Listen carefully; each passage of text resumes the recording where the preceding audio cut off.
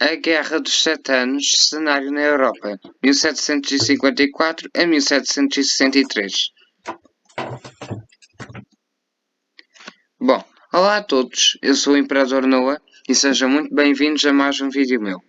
Hoje trago-vos a Guerra dos Sete Anos, que não foi uma guerra como uma outra qualquer. Foi uma guerra global, que envolveu vários países a nível mundial. E porquê a nível mundial? Naquela altura, o Reino Unido, uh, o Reino Unido controlava colónias tal como na África, Ásia e América, tal como a França, Espanha e Portugal. E como podem ver, a França e a Espanha faziam parte de uma aliança. Ouçam, não liguem aqui para cima para os números que estou aqui em cima das alianças, que isto está mal. Aqui, em vez de aliados da Prússia, é tratado Westminster, que foi o tratado. Eu daqui a pouco digo-vos. E aqui também está mal. Espanha e França fizeram parte de uma aliança na qual eles lutaram, no qual os espanhóis lutaram contra Portugal nessa aliança e a França contra o Reino Unido nessa aliança.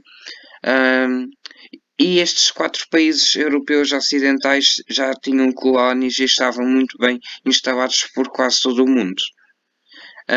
Mas depois também surgiram outros países, como a Rússia, que é este país gigante aqui, a Suécia, que está aqui em cima, amarelo, e depois a Prússia, que já estava a começar a ganhar muito prestígio, e depois o eleitorado de Hannover e o eleitorado da Saxónia, e depois a Áustria Imperial. O que é que acontece? A Guerra dos Sete Anos deu origem a vários acontecimentos que aconteceram antes da guerra eclodir. E que foi quando? Durante a Guerra de Sucessão Austríaca, a Áustria, por dentro, estava a ter problemas em 1742. Porquê? Porque o rei, não sei como é que se chamava, o rei austríaco morreu e então ele ofereceu a coroa, esse rei, ofereceu a coroa à sua filha ilegítima, que era Dona Teresa, Maria Teresa, que mais tarde passou a ser Maria Teresa da Áustria. Maria Teresa tinha pouca idade tinha pouca idade para governar e ainda por cima era mulher. Naquela altura, na Europa, não era muito bem aceita as mulheres governarem uma monarquia. Então houve ali vários problemas internos e então a Prússia, digamos assim, leva emprestado esta zona toda do seu atual território aqui em 1756. Sim, este mapa é de 1756, já agora, desculpem, só agora vos informar. Mas a Prússia, durante o reinado de Frederico II, que começou a reinar em 1740, ou seja, 2 anos depois eu já estava aqui a roubar território à Áustria.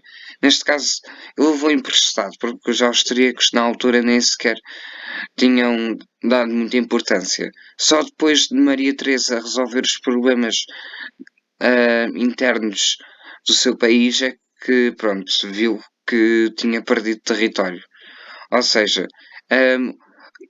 com a perda da Silésia por parte da Áustria, anexando a Silésia, a Áustria ficou com um sentimento de vingança para conseguir recuperar o seu antigo território. Depois também andavam ali algumas tensões a decorrer entre Inglaterra e França. O que é que se passou? Em 1789, acho eu, por volta daí, até 1755 aconteceu uma guerra entre o Reino Unido e a França nas suas colónias americanas para disputarem o controle do Canadá e dos Estados Unidos, no atual dos Estados Unidos. Naquela altura era a Nova França. E ainda houve uma guerra no meio dessa guerra, que era a Guerra Franco-Indígena, onde os indígenas, apoiados pelo Reino Unido, lutariam contra os franceses. O que é que aconteceu? Em 1755, mesmo no finalzinho da guerra, a França já tinha perdido a maior parte do seu território e só ficou com a Louisiana. que era que é um território que atualmente situa-se nos Estados Unidos. Neste caso é a maior parte do território dos Estados Unidos. Então o Reino Unido no final ganha aos franceses e toma o prestígio todo da América do Norte. Agora, Portugal e Espanha, eu acho que posso excluir apresentações. Então, a Espanha e Portugal já foram a União Ibérica. Depois Portugal ficou independente.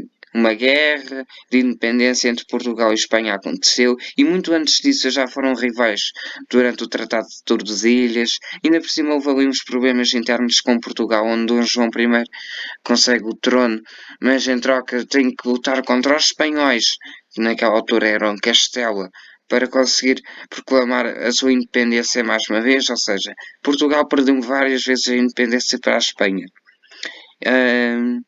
E uma vez perdeu definitivamente durante a União Ibérica, só que em 1640 os portugueses revoltam-se mais uma vez contra os espanhóis e assumem o controle novamente do país, voltando a ser independentes, mas perdendo a maior parte das suas colónias. Ou seja, as tensões já estavam marcadas em toda a Europa. A França detestava a Inglaterra, a Espanha detestava Portugal, a Áustria detestava a Prússia. O que é que aconteceu? No final destas guerras e destas tensões, sobretudo das duas guerras que aconteceram de sucessão austríaca e a guerra entre os ingleses e os franceses nas colónias americanas, o Reino Unido em 1756 assina um tratado, um pacto de aliança mútuo. Mútuo significa digamos assim, mútuo significa entre eles, entre a Prússia e a Inglaterra. Era para ninguém saber. Era para serem só eles a saberem do tratado. Mútuo significa isso. Não sei especificar melhor. Então fizeram um pacto de defesa mútuo, mais uma aliança também, onde a Prússia comprometia-se a defender o pequeno eleitorado de Hanover, se em troca o Reino Unido, da Grã-Bretanha, naquela altura, financiasse a Prússia para futuras guerras. E foi assim. Mais tarde entra Portugal na aliança. Então, e porquê é que o Reino Unido da Grã-Bretanha assinou que queria um tratado de aliança com a Prússia? Simples, a França. A França ficou também com um sentimento de vingança dentro do país. Ou seja, quando um país é vingativo, faz de tudo para conseguir se vingar. Ou seja, a Grã-Bretanha temia uma invasão francesa a partir dos Estados do Sacro Império, que também eram aliados já agora dos franceses. Temiam que os franceses usassem o Sacro Império para invadirem o eleitorado de Hanover. Então a Grã-Bretanha precisava de uma potência alemã para proteger o seu eleitorado.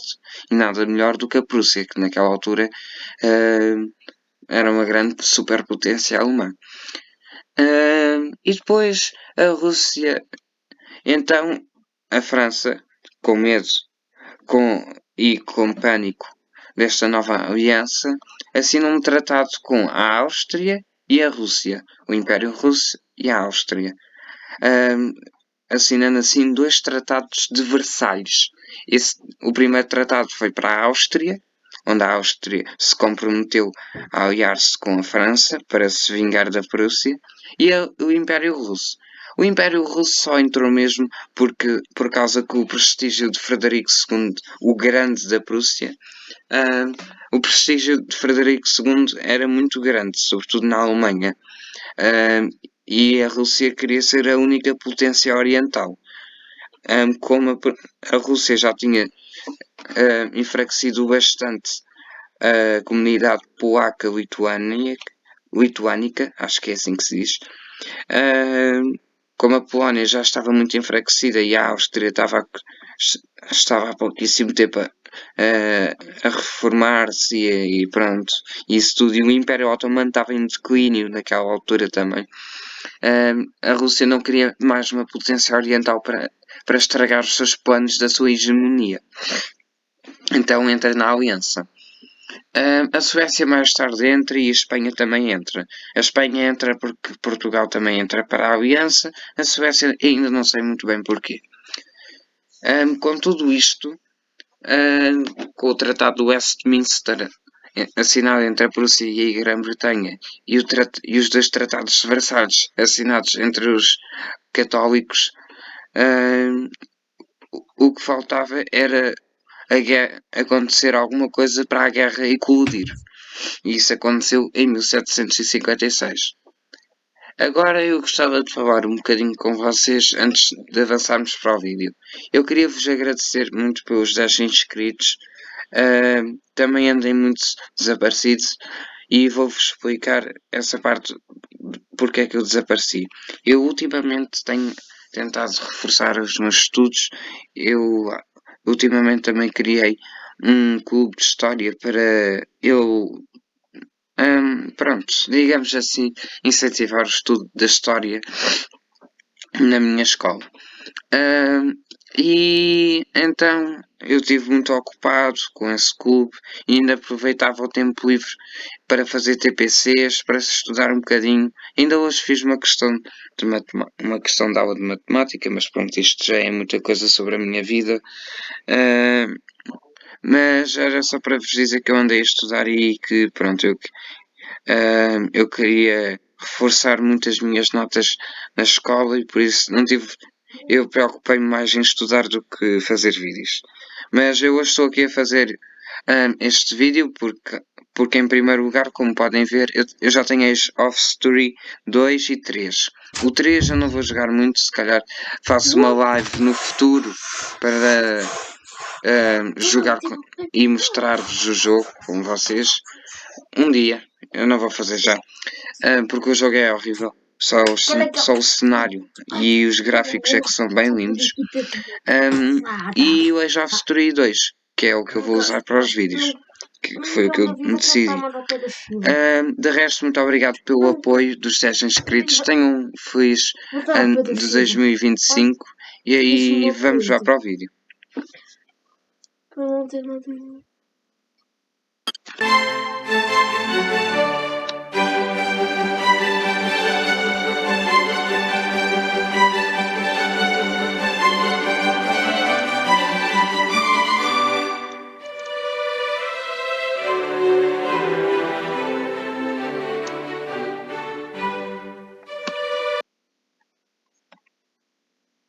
Bem, então pronto, estamos no ano de 1756. Nesta altura, várias tensões estavam-se a decorrer, certas potências estavam em declínio, outras a começar-se a erguer da sua própria unificação. Aqui, como podemos ver, está aqui a comunidade polaca, lituânica, onde, isto mais para ser preciso, a Polónia, onde a Polónia já estava muito fraca nesta altura. O Império Otomano estava em declínio. Se vocês quiserem ver, vocês conseguem ver aqui as colónias que os continham, tudo o que está vermelho no norte da África e aqui no Médio Oriente até esta costa litoral de Hijaz, é tudo deles. Ou seja, eles estavam no seu apogeu e o futuro deles parecia duradouro. Mal sabiam eles que o futuro deles era bem negro. Depois estava a França, a Espanha, Portugal, Inglaterra e como já vos expliquei, a França e a Inglaterra estavam em guerra, estavam em grande tensão, Portugal e Espanha também. Então pronto. Depois de assinar o Tratado de Westminster com o rei Jorge III da Grã-Bretanha, Frederico II da Prússia, já com o exército prussiano renovado e tecnologicamente preparado para uma guerra, começa por invadir o eleitorado de Saxónia, que era aliado da Áustria e participava na aliança do Tratado de Versalhes. Então o que é que se passou? Com esta invasão súbita de Frederico II à Saxónia, o Sacro Império Romano Germânico fica furioso por saber que um Estado alemão, fora do seu próprio império, invadiu um dos seus eleitorados, o que traz a Áustria a declarar guerra à Prússia e posteriormente a Grã-Bretanha declara guerra à Áustria. E depois a França declara guerra à Grã-Bretanha, a Rússia declara guerra à Prússia e pronto. Todos os países, exceto a Espanha, Suécia, Polónia... Não, exceto Portugal, Espanha, que entrariam mais tarde, a Suécia, que entraria em 1756, mesmo no finalzinho do ano, e Suécia, Espanha e Portugal não entraram logo de primeira na guerra. Só a França que declarou a guerra à Grã-Bretanha, a Prússia que declarou guerra à Áustria e a Rússia declarou guerra à Prússia. Depois de Frederico II invadir a Saxónia, ele foi saquear Pirna, que era uma região aqui em Chemnitz, onde ele conseguiu capturar um exército saxónico com mais de 18 mil soldados, o que contribuiu muito para as futuras campanhas dele. Então, a primeira ação por parte dos prussianos foi uma campanha na Morávia e na Boémia, esta região aqui, que começaram a anexar todo este território, com o objetivo de chegar a Viena, capital do Império da Áustria. Frederico II sai vitorioso na Batalha de Praga, onde ele conquista a cidade e consegue entrar ainda mais para dentro do território boêmio. Só que ele é derrotado em julho por um duque austríaco e a partir daí ele começa a retirar-se do território. Os austríacos começam a avançar no território enquanto Frederico II tem que recuar. Quando Frederico II acaba de recuar, tem que se refugiar para Dresda, que era a capital do eleitorado da Saxónia que foi ocupado. E Frederico II passou o inverno de 1756 para 1757 em Dresda, preso com o seu exército. Mal a campanha da Prússia tinha falhado, a Suécia entra na guerra em 1757 e começa a invadir a Pomerânia prussiana para conseguir território perdido durante a Segunda Guerra do Norte. Já a Rússia, aproveitando-se da debilidade e da fraqueza da Polónia, invade a Prússia Oriental, atravessando a Polónia sem autorização do rei polaco e conseguindo anexar, neste caso, ocupar a Prússia Oriental, preparando-se, e os russos preparam-se para uma futura campanha para invadir Berlim por aqui, por estas regiões todas por aqui. Então Frederico II passou o ano de 1757 em uma guerra sufocante, em um cerco sufocante, porque de um lado, no norte, era a Suécia que invadia a Pomerânia, do leste, que é esta parte aqui, a Prússia Oriental é invadida pelos russos. E a seguir, os franceses, para complicar ainda mais, os franceses penetram no território prussiano, mesmo em março. Acho que foi em março. Entretanto, os ingleses começam a chegar ao eleitorado de Hanover e expulsam de lá, digamos assim, os franceses com a ajuda de Frederico II. Frederico II começa também a ripostar contra os suecos, mas não consegue fazer muita coisa. Até que em 1758 ele consegue parar um avanço dos suecos, mais uma vez para a Pomerânia prussiana, mas os russos continuam a avançar, no momento, os russos continuam a avançar em território polaco, começam a invadir por aqui, neste caso andaram, mas eu vou só aqui demarcar, e começaram a invadir até aqui, e a prepararem-se para começar a invadir território prussiano. A Áustria lança um ataque. A Áustria, desculpem, perdão.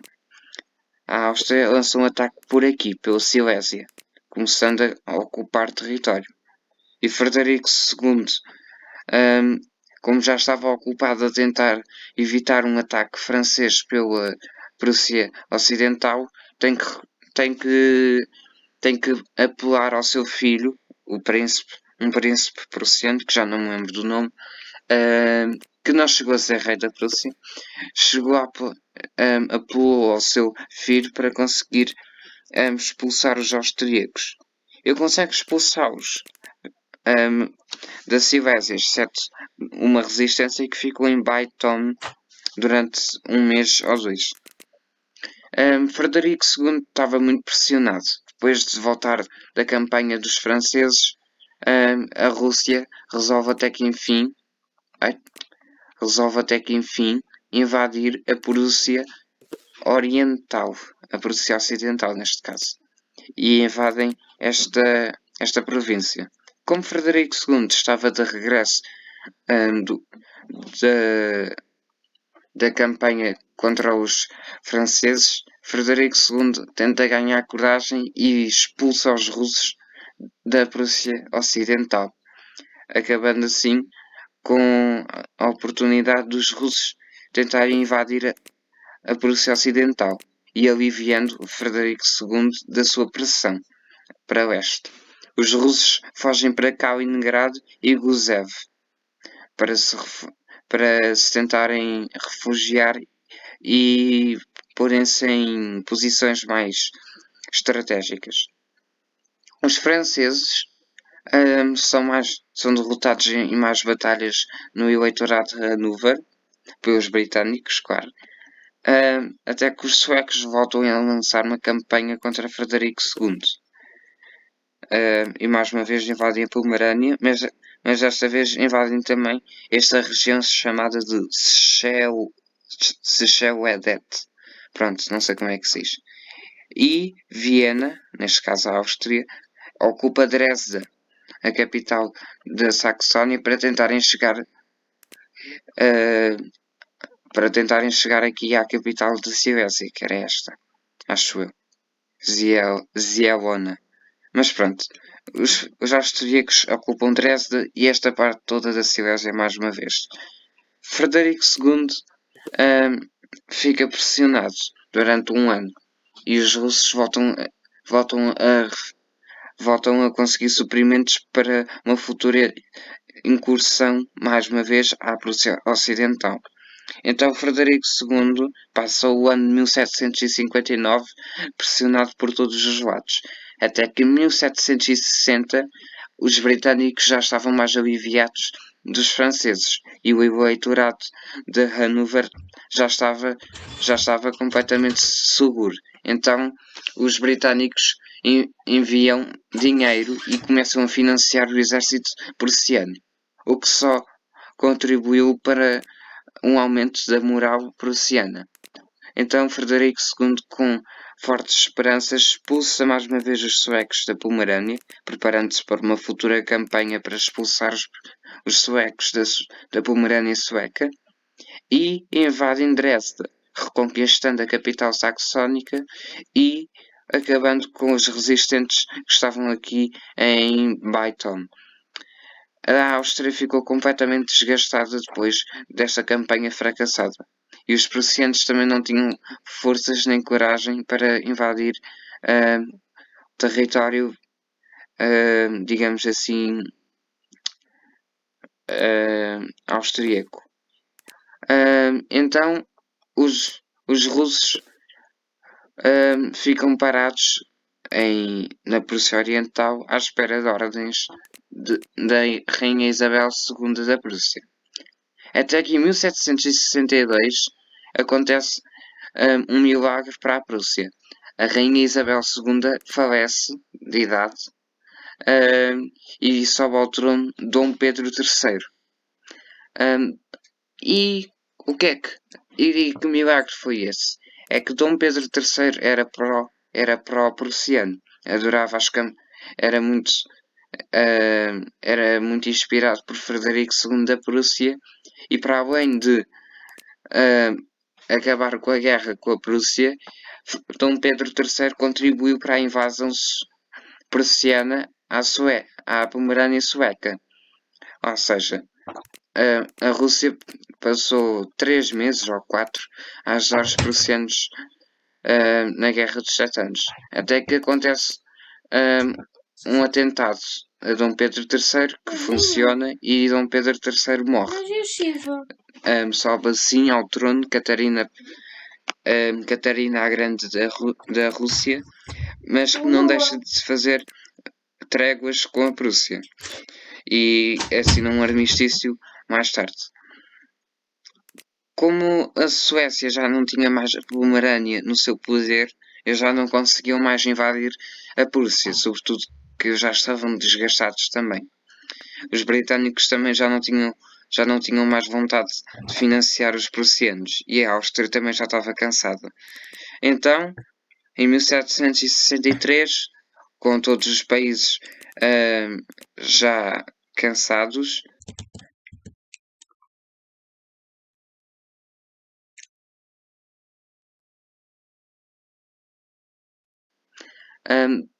e o que é que.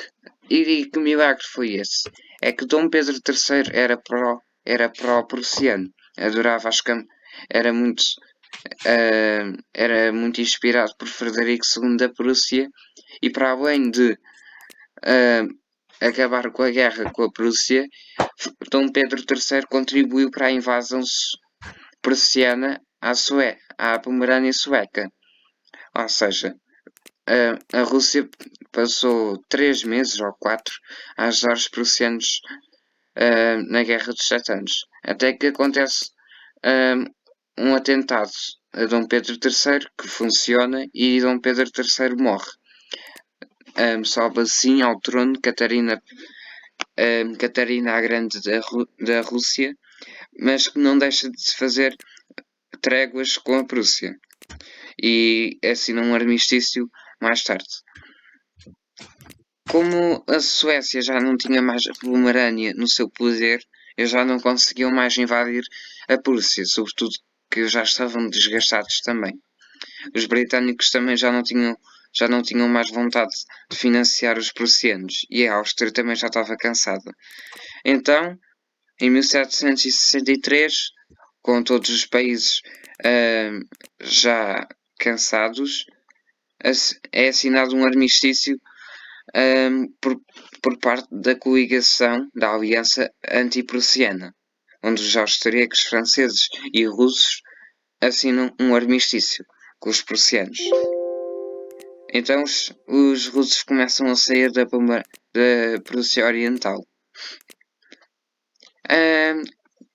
É verdade, eu não falei aqui de Portugal, agora é que me esqueci. Não houve assim tantas mudanças territoriais aqui entre Portugal e Espanha. A Espanha entrou em 1762, quando Portugal entra na guerra. Quando Portugal recebe a notícia que a rainha Isabel II da Rússia tinha falecido, os portugueses entram na guerra. Mas os espanhóis entram logo a seguir e ocupam esta região de Elvas. Até que os portugueses, como não tinham força no seu próprio país, foram lutar para as suas colónias. Eu sei que o cenário era na Europa, mas vou só aqui mostrar-vos.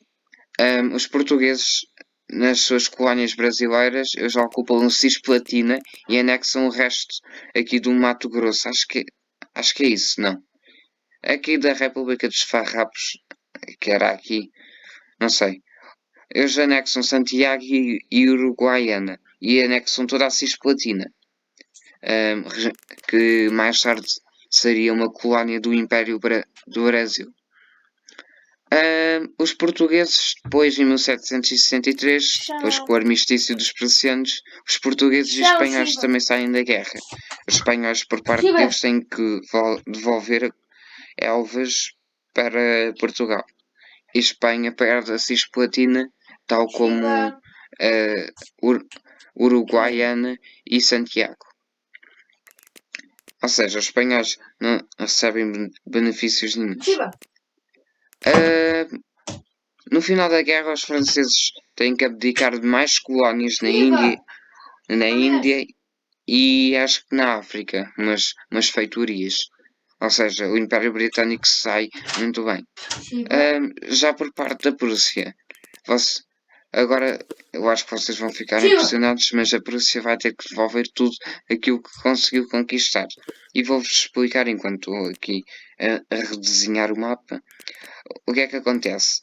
É que os prussianos já não tinham mais condições, como eu acabei de dizer, já não tinham mais condições para conseguirem resistir contra a aliança anti-prussiana. Ou seja, eles não tinham mais moral, nem tinham mais capacidade para invadir e continuar a guerra. Ou seja, se eles não tivessem devolvido os territórios que ocuparam, provavelmente a Suécia, a Rússia, a Áustria e a França continuariam, mas provavelmente a Grã-Bretanha não, porque a Grã-Bretanha já tinha conseguido aquilo que queria. Então a Prússia teve que devolver tudo aquilo que conquistou. E assim foi também da parte da Rússia, que ocupou a Prússia Oriental. Se os prussianos não aceitassem o facto da Rússia ocupar aqui a Prússia Oriental, provavelmente aí os britânicos entrariam, por causa que a Rússia estaria mais perto de invadir a Europa Ocidental. E na Europa Ocidental a Grã-Bretanha queria ser a superpotência dessa parte da Europa. Então aí eles entrariam em guerra. Ou seja, isto é tudo por interesse, sempre feito por interesse e continuará a ser por interesse. Estas guerras com pretensões territoriais. Então, tecnicamente, tirando a França e Portugal e Inglaterra, que perderam ou ganharam territórios, os outros só desgastaram os seus exércitos e isso tudo. E pronto. A Maria Teresa nunca mais recuperaria da Guerra dos Sete Anos, mas durante a partilha da Polónia, que seria mais nos próximos anos, a Áustria voltaria a ser a potência, uma das maiores potências, superpotências da Europa Oriental, juntamente com a Prússia e com a Rússia, que naquele momento estes três países eram os maiores na altura depois da partilha da Polónia. A Portugal, como todos os portugueses devem saber, decaiu aos poucos. Já estava fraca e depois com as guerras napoleónicas perde o Brasil, depois acontece a Guerra Civil e Espanha também é a mesma coisa. Eles mal conseguem depois das guerras napoleónicas aguentar as suas colónias, que pronto, já estavam com vários sentimentos digamos assim, de revolta. As colónias deles da Flórida, República Dominicana. Pronto, mais tarde a Espanha também perderia a maior parte dos seus territórios. E pronto, foi este o vídeo. Espero que tenham gostado. A Guerra dos Sete Anos foi muito mais complexa do que aquilo que eu aqui tive a falar. Teve muitas batalhas, muito interesse, claro. Mas pronto, tudo acabou. E pronto, espero que tenham gostado. O vídeo não foi assim tão longo. Acho que foi para aí de uns 40 minutos, ainda vou ver. espero que tenham gostado. Por favor, comentem se quiserem mais um vídeo de história, ou se calhar eu tomo a iniciativa de escolher outro tema de história. Então, adeus.